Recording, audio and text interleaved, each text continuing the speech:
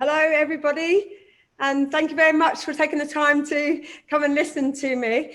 As a bit of a taster, a lot of the things that I now talk about has obviously become quite a spotlighted subject, is around race, diversity and inclusion. I also talk about mental health awareness in the workplace, achieving your optimum best version of yourself, and how fitness will help with both your mental and physical health. Now, I could ask you a question. What colour do you see me?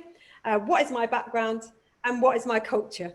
Now, a bit about my background. I was born and bred in Kent to a white mother who was age 17, who had me with my biological father, who I do not know, and left before I was 1 year old, who had a heritage of Jamaican, he was British. However, she was a strong woman and had a lot of tenacity, and that's probably the only link that I have with my mother in terms of our sporting prowess and interest into the army. She had none. And I only know the culture that I know. And I could stand here and, without being disrespectful to anyone, say to you, if I look at this conversation that we're now having, I would suggest I'm a white person in brown skin. And that's been very open and blatantly obvious to you that I'm talking about one thing: how I grew up.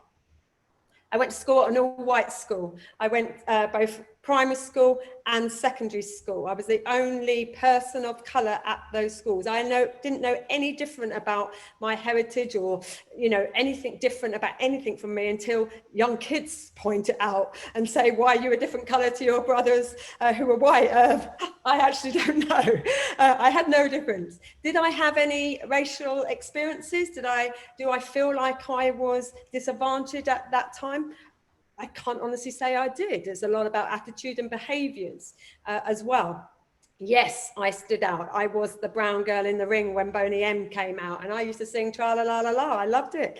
I was different. I was unique, and that's what people are. We're all very different. We have our own way of being and our own way of bringing our energy and our thoughts to the party. I didn't really do well at school, if I'm quite honest with you. I was a child who sat outside of the classroom more than in. I was good at running, hence my love and passion for sport.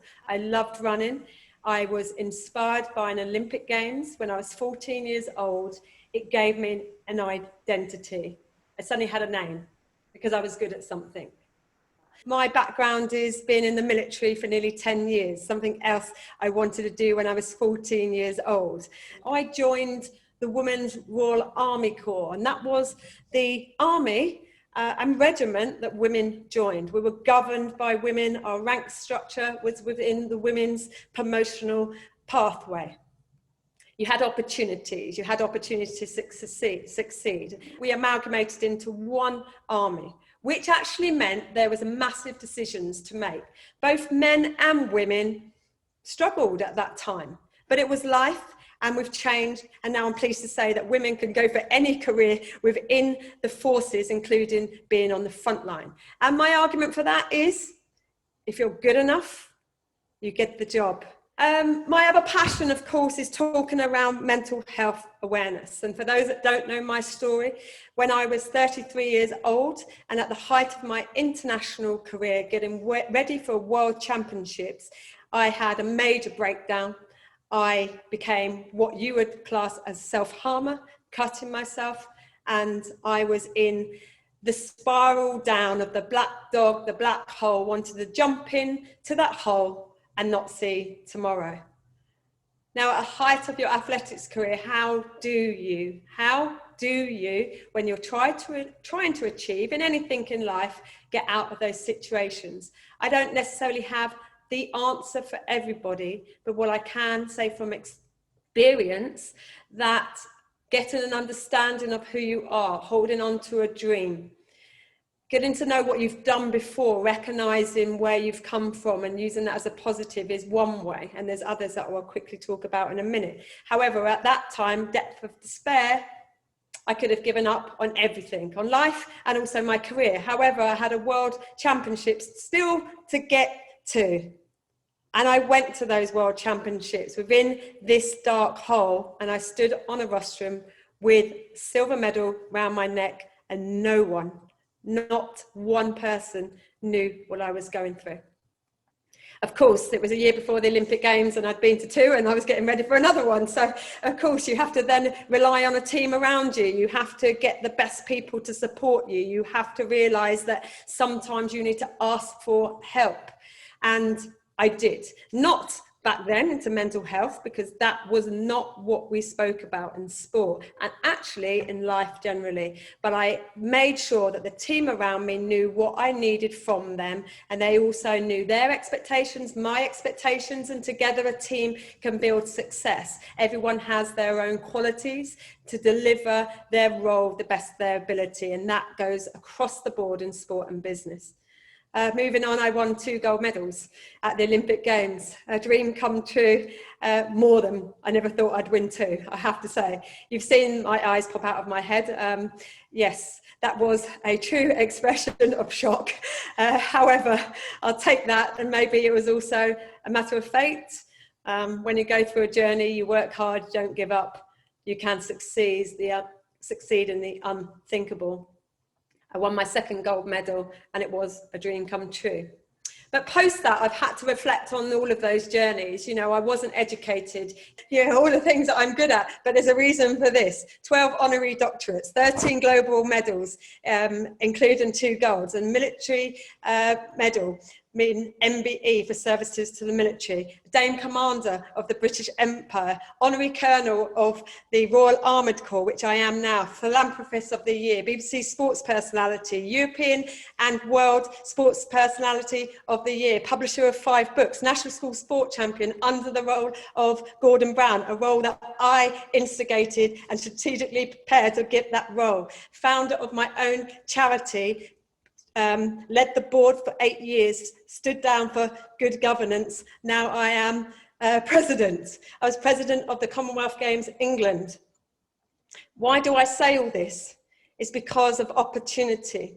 By me succeeding in what I did, made people look at me in a different way.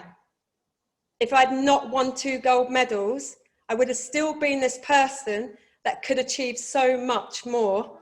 But maybe I would have been suppressed. Maybe I wouldn't have felt that I could open my mouth. Maybe I would have felt that I could not be a person that somebody thinks is articulate or, has a brain because I didn't have it written down as qualifications. I learn, I make mistakes. I am not good at everything. However, I'll always be determined. And that's why we should look at people as an individual, give people a chance to change, to prove who they are. And then we'd have a better world, we'll have a better society, we'll have a better workplace, we'll have more people giving great insights and history and knowledge and culture and race and understanding. And that is where we need to get to. I could go on and talk about what I love to talk about. And to be honest with you, it's very varied because of my varied life. And so in these situations, depending on what the organisation's outcomes are, their format, where they want the strengths to come in, or somebody like me to inspire and motivate their organisation, I'm always up for a challenge. And I'll tell you one thing, I'll always give 100%. Are there any questions?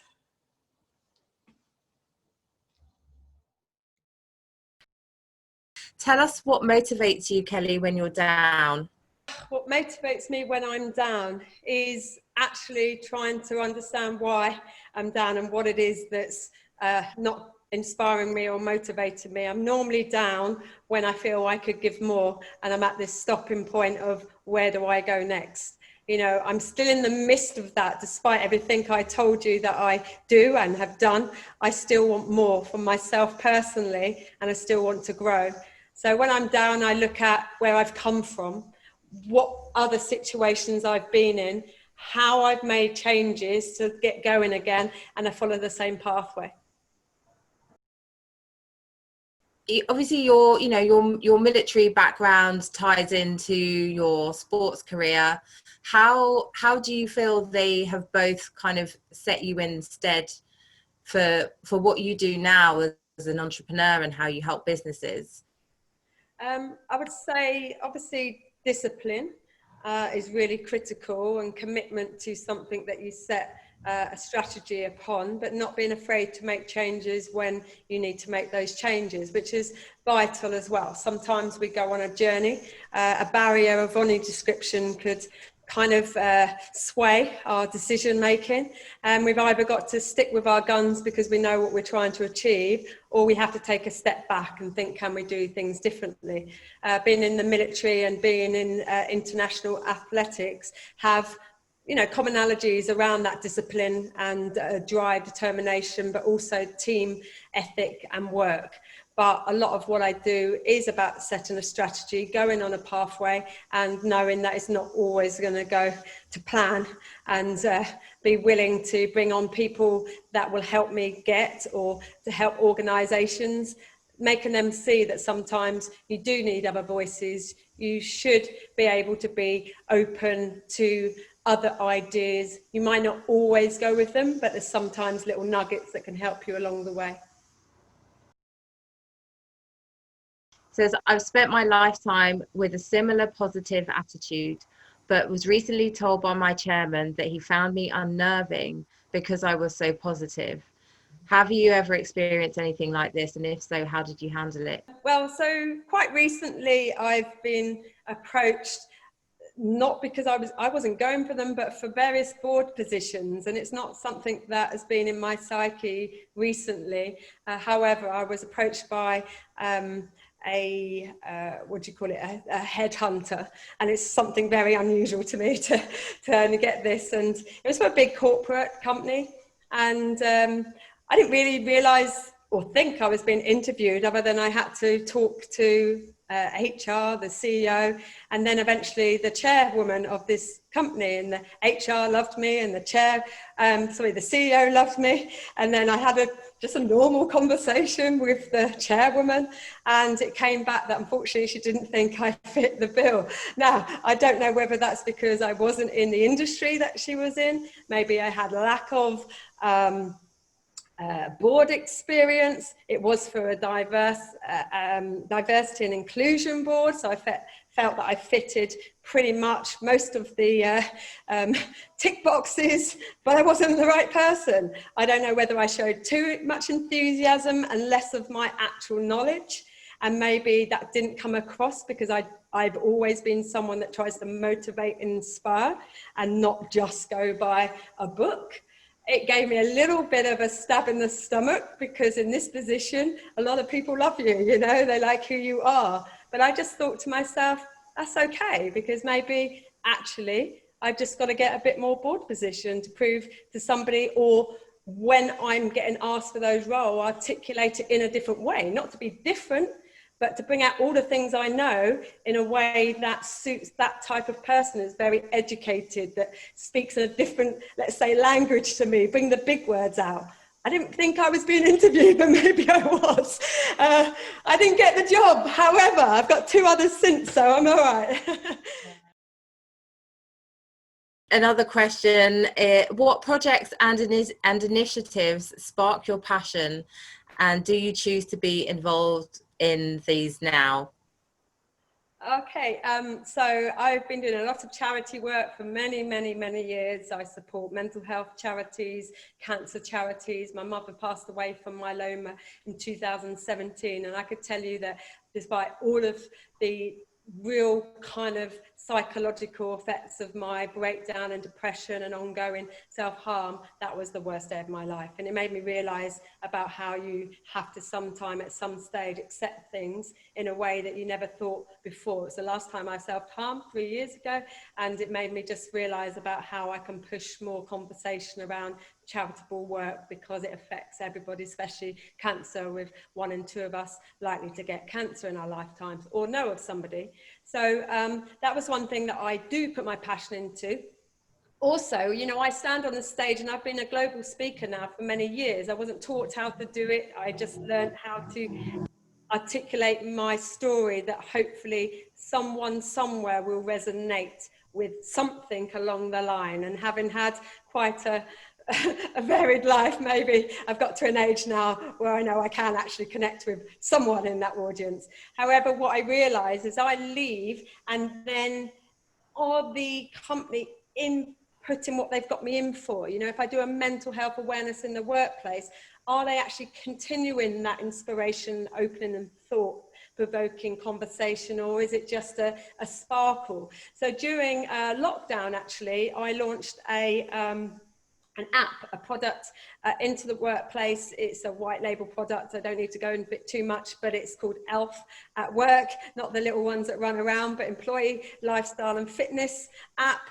And it was to cover anything to do with well-being, so mental health, fitness, nutrition, and also it has a kind of, we call it a relaxation zone, but around mindfulness, awareness. And it's a connectivity tool, as in people can, from HR or anyone in the organisation, send a direct message direct to everybody in their organisation that has this. I launched it to my first PLC in the lockdown.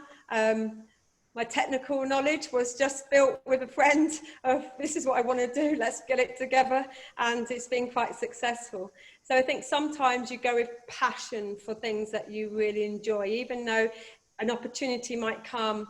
Sometimes it just doesn't fit. It doesn't fit with your values. It doesn't fit with your way of being. And one other example of that is I've always shunned away from things like Black History Month, anything to do with putting a label on something. I've just always shone away from it because I felt I didn't have anything valuable to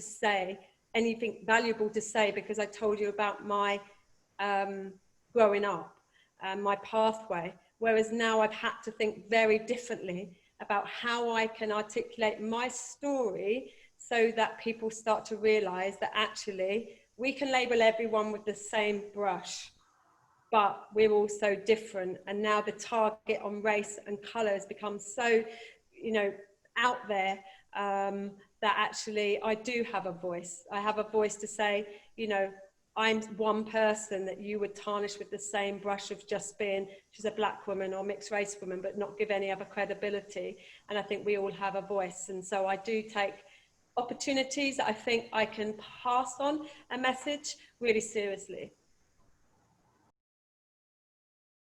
I have one last question, which is mine. You said that you weren't good at everything, Kelly, and it kind of sounds like you are. What aren't you good at, really? Swimming. Yeah. You know what? When I joined the army, in basic training in Guildford, we were part of our induction was that you had to swim 25 meters. I could not swim. However, I was desperate to get in the army. And I thought, there's two things that's going to happen here. I'm going to jump in and drown, or I'm going to find my way to the end. So I doggy paddled all the way to the end, and come out like a drowned rat with my big afro that I had at the time. And they looked at me and said, "You've just doggy paddled." And I turned around and said, "You told me to get from A to B," and I'd done it. And they looked at me like, yeah. Amazing. Swimming. I nearly drowned. Are you good at swimming now? Now, I nearly drowned on Bear Grylls' Missions to Survive. Literally, they had to come and pick me out. So it's not my forte. I can swim, but it's not my choice. Well, it just goes to show you can't be good at everything, but you've given it all a very, very good go. Thank you so much, Kelly. It's really, really helpful, and it's so inspiring to speak to you and really know more about your story in depth. And once more, for Dame Kelly Holmes, thank you so much for joining us today, Kelly. Thank you so much. I should just add in one thing that's completely left field, is I also, as a qualified PT instructor, and I take live Zoom fitness classes, and started many communities through the fitness world during lockdown as well. So I'm very proficient at getting your teams active, motivated, for two reasons. It's good for your mental health and your physical health. Thanks very much, everyone. Thanks for listening.